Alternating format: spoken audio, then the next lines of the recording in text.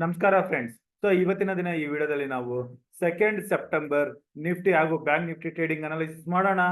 ಅದಕ್ಕಿಂತ ಮುಂಚೆ ಶುಕ್ರವಾರ ದಿನ ನಮ್ಮ ಇಂಡಿಯನ್ ಮಾರ್ಕೆಟ್ ಕ್ಲೋಸ್ ಆದ್ಮೇಲೆ ಏನೇನಾಯ್ತು ಅಂತ ನೋಡೋಣ. ಮೊದಲನೇದಾಗಿ ಇಂಪಾರ್ಟೆಂಟ್ ಆಗಿ ನಾವು ನೋಡ್ಬೇಕಾಗಿರೋದು ಇಂಡಿಯಾದ Q1 GDP ನಂಬರ್ಸ್ ಬಂತು. GDP ನಂಬರ್ಸ್ ಎಕ್ಸ್ಪೆಕ್ಟೇಷನ್ ಗಿಂತ ಕಡಿಮೆ, ಅದು 6.7% ಬಂತು. ಇದನ್ನ ನಾವು ಚಾರ್ಟ್ ವೈಸ್ ನೋಡೋದಾದ್ರೆ GDP ಪ್ರೀವಿಯಸ್ ಕ್ವಾರ್ಟರ್ ಅಲ್ಲಿ ಬಂದಿದ್ದು 7.8, ಅದಕ್ಕಿಂತ ಕಡಿಮೆ ಆಗಿದೆ. ಎಕ್ಸ್ಪೆಕ್ಟೇಷನ್ 7.2 ಹತ್ರ ಇತ್ತು, ಅದಕ್ಕಿಂತ ಕಡಿಮೆ ಆಗಿದೆ. ಸೇಮ್ ಲಾಸ್ಟ್ ಇಯರ್ Q1 ಅಲ್ಲಿ 8.2 ಇತ್ತು, ಅಲ್ಲಿಂದ -1.5% ಅಷ್ಟು ಕಡಿಮೆ ಆಗಿ 6.7 ಗೆ ಬಂದಿದೆ. ಪ್ರೀವಿಯಸ್ ಕ್ವಾರ್ಟರ್ ಅಲ್ಲಿ ನಾವು ನೋಡಿದ್ರೆ 7.8, ಅದು ತನ್ನ Q1 2023 ಗೆ ಕಂಪೇರ್ ಮಾಡಿದ್ರೆ ಹೆಚ್ಚಾಗಿತ್ತು. ಆದ್ರೆ ಈ ಬಾರಿ ಇದು ಪ್ರೀವಿಯಸ್ ಕ್ವಾರ್ಟರ್ ಹಾಗೂ ಲಾಸ್ಟ್ ಇಯರ್ ಸೇಮ್ ಕ್ವಾರ್ಟರ್ ಕಿಂತ ಕಡಿಮೆ ಬಂದಿದೆ. ಇದು ಏನಾದ್ರೂ ಇಂಡಿಯನ್ ಮಾರ್ಕೆಟ್ ಅಲ್ಲಿ ಸತತವಾಗಿ ಅಪ್ ಮೂವ್ ಬರ್ತಾ ಇದೆ, ಇದನ್ನ ಟೆಂಪರರಿ ಬ್ರೇಕ್ ಮಾಡುತ್ತಾ ಅಥವಾ Indian market again negative news ಗಳನ್ನ ಜೀರ್ಣ ಮಾಡ್ಕೊಂಡು ಮುಂದುವರಿಯುತ್ತಾ ಅಂತ ನಾವು ಸೋಮವಾರ ನೋಡ್ಬೇಕಾಗುತ್ತೆ. ಇದನ್ನ ನಾವು ಸೋಮವಾರದ ಟ್ರೇಡಿಂಗ್ ಸಮಯದಲ್ಲಿ ಮನದಲ್ಲಿ ಇಟ್ಕೊಂಡೇ ಟ್ರೇಡ್ ಮಾಡ್ಬೇಕಾಗುತ್ತೆ. ಇನ್ನು ಅದನ್ನ ಬಿಟ್ರೆ US ಮಾರ್ಕೆಟ್ ಅಲ್ಲಿ ನಮ್ಮ ಇಂಡಿಯನ್ ಮಾರ್ಕೆಟ್ ಕ್ಲೋಸ್ ಆದ್ಮೇಲೆ US ಮಾರ್ಕೆಟ್ ಪಾಸಿಟಿವ್ ಅಲ್ಲಿ ಕ್ಲೋಸ್ ಆಯ್ತು ದಿನದ ಹೈಯಲ್ಲಿ. ಅದನ್ನ ಫಾಲೋ ಮಾಡಿ ಗಿಫ್ಟ್ ನಿಫ್ಟಿನಲ್ಲಿ GDP ರಿಸಲ್ಟ್ ಬಂದ್ಮೇಲೆ ಸ್ವಲ್ಪ ಪ್ರಾಫಿಟ್ ಬುಕಿಂಗ್ ಬಂದಿತ್ತು ಸೆಕೆಂಡ್ ಹಾಫ್ ಅಲ್ಲಿ. ಇಲ್ಲಿ ನೀವು ನೋಡ್ಬೋದು, ಇದು US ಮಾರ್ಕೆಟ್ ಜೊತೆ ಸ್ವಲ್ಪ ರಿಕವರಿ ಆಗಿ ಡೇ ಹೈ ನಲ್ಲಿ ಬಂದು ಕ್ಲೋಸ್ ಆಗಿದೆ. ಆದ್ರೆ ಇದು ಶುಕ್ರವಾರ ನಮ್ಮ ಇಂಡಿಯನ್ ಮಾರ್ಕೆಟ್ ಕ್ಲೋಸ್ ಆದ ಲೆವೆಲ್ ಅಲ್ಲಿ ಅದು 25,400 ಹತ್ರ ಇತ್ತು. ಆಲ್ಮೋಸ್ಟ್ ಅದೇ ಲೆವೆಲ್ ಅಲ್ಲಿ ಗಿಫ್ಟ್ ನಿಫ್ಟಿ ಕೂಡ ಕ್ಲೋಸ್ ಆಗಿದೆ. ಇದನ್ನ ನೋಡ್ತಾ ಇದ್ರೆ ನಮ್ಮ ಇಂಡಿಯನ್ ಮಾರ್ಕೆಟ್ ಅಲ್ಲಿ ಮೇನ್ ಆಗಿ ನಿಫ್ಟಿ ಫ್ಲಾಟ್ ಓಪನ್ ಆಗೋ ಲಕ್ಷಣಗಳು ಇಲ್ಲಿ ಇದಾವೆ. ಅದೇ ಭಾರತದ GDP ನ ಕನ್ಸಿಡರ್ ಮಾಡಿ ಏನಾದ್ರೂ starting of the day opening ಅಲ್ಲೇ ಗ್ಯಾಪ್ ಡೌನ್ ಹಾಗೂ ಕರೆಕ್ಷನ್ ಬರುತ್ತಾ, ಅಥವಾ ನಾನು ಆಲ್ರೆಡಿ ಹೇಳ್ದಂಗೆ ನೆಗೆಟಿವ್ ನ್ಯೂಸ್ ಗಳನ್ನ ಜೀರ್ಣಿಸ್ಕೊಂಡು ಹೇಗೆ ಇಂಡಿಯನ್ ಮಾರ್ಕೆಟ್ ಮುಂದುವರಿತಿತ್ತು ಅದೇ ರೀತಿ ಮುಂದುವರಿಯುತ್ತಾ ಅಂತ ನಾವು ಕಾದು ನೋಡ್ಬೇಕಾಗಿದೆ. ಈ ರೀತಿ ಟಫ್ ಸಿಚುವೇಶನ್ ಅಲ್ಲಿ ನಾವು ಸೋಮವಾರದ ದಿನ 2 ಸೆಪ್ಟೆಂಬರ್ ನಾವು ನಮ್ಮ main strategy 45 minutes waiting period ಏನಿರುತ್ತೆ ಅದನ್ನ ನಾವು ಫಾಲೋ ಮಾಡ್ಬೇಕಾಗತ್ತೆ. 45 ನಿಮಿಷ ವೇಟ್ ಮಾಡಿದ್ಮೇಲೆ ನಿಫ್ಟಿ ಇಂಪಾರ್ಟೆಂಟ್ ಲೆವೆಲ್ಸ್ ಮೇಲೆ 25,270 ಶುಕ್ರವಾರದ ಹೈ ಹಾಗೂ ಶುಕ್ರವಾರದಲ್ಲೂ 25,200, ಈ ಎರಡು ಲೆವೆಲ್ ನ ನಾವು ಇಂಪಾರ್ಟೆಂಟ್ ಆಗಿ ಮಾರ್ಕ್ ಮಾಡ್ಕೋಬೇಕಾಗುತ್ತೆ.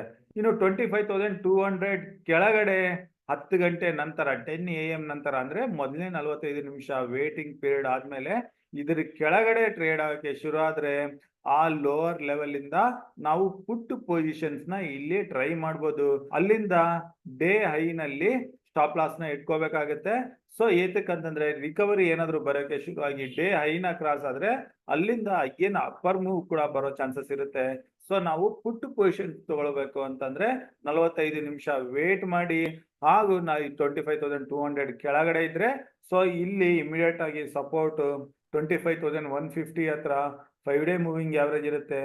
ನನ್ನ ಪ್ರಕಾರ ಇದನ್ನ ಬ್ರೇಕ್ ಆಗಿ ನಿಫ್ಟಿ ಕೆಳಗಡೆ ಬರ್ಬೋದು. ಇಲ್ಲಿಂದ ನಿಫ್ಟಿ 24,950 ವರೆಗೆ ಬರೋ ಚಾನ್ಸಸ್ ಇರುತ್ತೆ. 24,950 ಇಂದ 24,980 ಲೆವೆಲ್ ಅಲ್ಲಿ 10 ಡೇ ಮೂವಿಂಗ್ ಆವರೇಜ್ ಬರುತ್ತೆ. ಈ ಲೆವೆಲ್ ಹತ್ರ ಬರ್ತಿದ್ದಂಗೆ ಪುಟ್ ಪೊಸಿಷನ್ಸ್ ಅಲ್ಲಿ ಇದ್ರೆ ನಾನು ಪ್ರಾಫಿಟ್ ಬುಕ್ ಮಾಡ್ಕೊಳ್ಳೋದ್ರ ಬಗ್ಗೆ ಯೋಚನೆ ಮಾಡ್ತೀವಿ. ಇನ್ನು 915 ಕೂಡ ಬ್ರೇಕ್ ಆಗಿ ಕೆಳಗಡೆ ಹೋಗ್ತಾ ಇದ್ರೆ ಇನ್ನಷ್ಟು ಪುಟ್ ಪೊಸಿಷನ್ ತಗೊಳ್ಳೋದ್ರ ಬಗ್ಗೆ ಯೋಚನೆ ಮಾಡ್ತೀವಿ. ನಾವು ನಿಫ್ಟಿನಲ್ಲಿ ಸೋಮವಾರದ ದಿನ 25,200 ಇನ್ನು 25,150 ಬ್ರೇಕ್ ಆದ್ರೆ ಮಾತ್ರ ಪುಟ್ ಪೊಸಿಷನ್ ತಗೊಳ್ಳೋದ್ರ ಬಗ್ಗೆ ಯೋಚನೆ ಮಾಡ್ತೀವಿ.